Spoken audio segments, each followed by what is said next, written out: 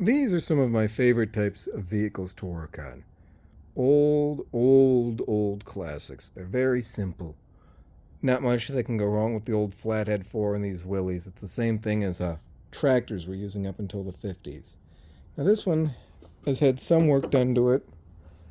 It's got a new plastic fuel tank made in USA. But I had to blow out the lines because there was still something caught in them. Then I connected the mechanical fuel pump because with the lines cleared out, I wanted to see if that would still work. Unfortunately, it's leaking from the seal, so I'm going to pull that and see if I can either rebuild it or get a proper replacement.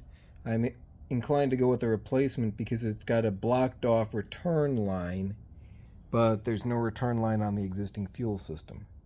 As such, I've got it currently hooked up to an electric pump, which I'm just running off easy used alligator cables. But the fun of it, you turn the key, hit the starter,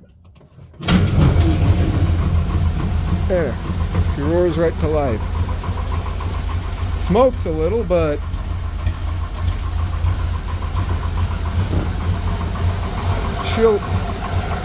still leaking fuel around this fitting. Okay, I got that fixed still, but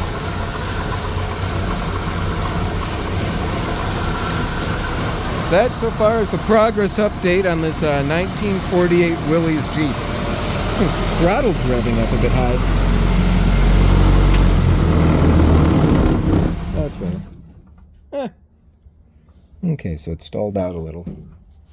Start her back up. Oh, right. No, it still got fuel. I don't know why it shut off. Okay, well, back to work. More videos to come.